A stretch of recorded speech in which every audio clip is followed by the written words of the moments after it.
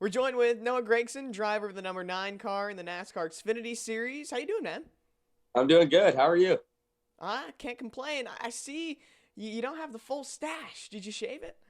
Yeah, I shaved it off and then I got kind of lazy with it here these last couple of days, so I grew it out. But I'm about to shave it Okay, again. yeah, I was gonna say you kind of had a new look during quarantine. What have you been up to before we were back to racing?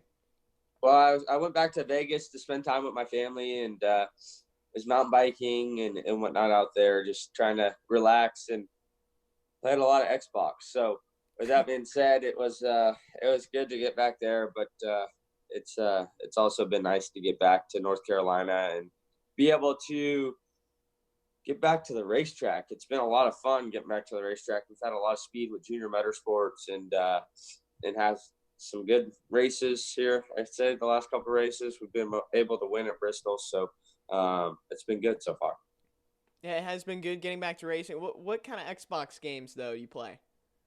I've been playing NHL 20, Okay, the hockey game, and then I've been playing Fortnite, PUBG Mobile on my iPad, stuff like that.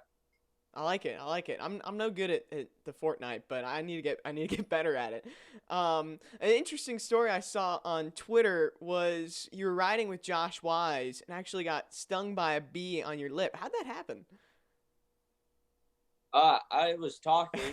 Go figure. I was talking, and I was riding through this neighborhood with him, and like this bee flew into my mouth, and then like it all happened super fast, and then I was like I felt like it was like furry, kind of.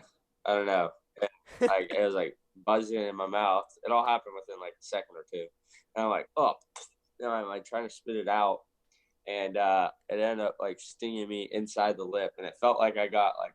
You ever been like punched in the face while you had braces as a kid, and the like Oh, your lip sticks into your braces? It kind of felt like numb like that, or got hit in the face by a ball or something like that when you were a kid.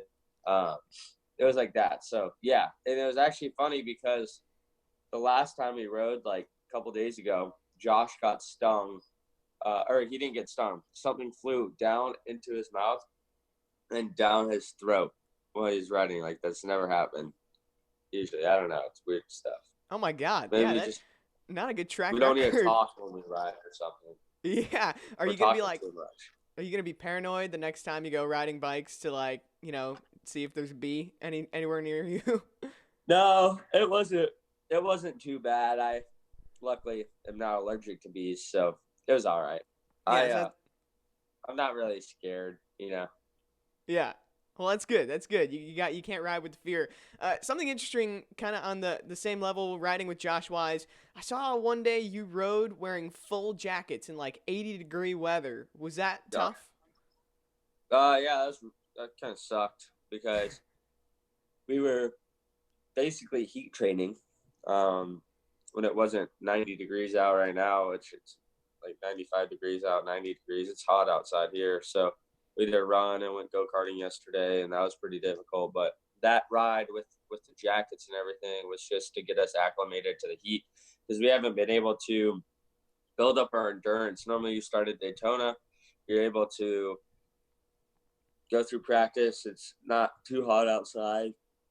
Go through the race, build up your heat tolerance throughout the year, and once the summer months come, you've kind of built up your endurance for the races and your heat tolerance. But now with this little mini off season, we're getting thrown back into it with not a lot of endurance and experience this year doing it. So with that being said, we've been doing those bike rides with the jackets on, and so it's not very fun. Yeah, like you mentioned, normally you have practice and qualifying and a whole race weekend to get acclimated, but now we're going straight to the race. And I saw that you're actually a big fan of no practice, just line them up and race. Why is that? I love the no practice deal. One, because it takes away the opportunity for me to go down the wrong road balance wise and adjustments wise and mess up the race car setup and the handling of it just because they unload pretty good. And I think I know what I'm doing in practice, but I really don't. And so um, with no practice, we're able to just unload with a lot of speed and go. Where practice, I kind of mess up the balance of our race car, lead us down the wrong road. So, yeah, I've loved the no practice. And then when you get into the race, you don't know how the car's going to handle. So you don't know if you're going to bottom out or if you're going to be good. So you just seal that thing off in a turn one and hope it sticks. You kind of do the cross your fingers type deal. Hope's not a very good plan, but sometimes it's all you got. Yeah, I was gonna say you gotta really cross your fingers when you send it in the first time. That's so interesting. So, would you say it's sometimes overthinking is almost a bad thing for a race car driver? You almost have to turn your brain off a little bit more in those kinds of situations. Definitely. I've been on a strategy here leading up to the races to kind of get my mind off of things, and it's kind of helped. Like a couple days before, I'll kind of just try to relax and just not pay attention to anything else at the race car. I try not to think about it and do stuff to take my mind off of it. So that's been helping me out these last couple of weeks, and yeah, I've just been really enjoying how much speed we've had in the cars and how fun it's been to go to these racetracks and go off and turn one with that unknown. And so it's pretty good to not overthink it. It's definitely a sport where you can overthink it in a hurry.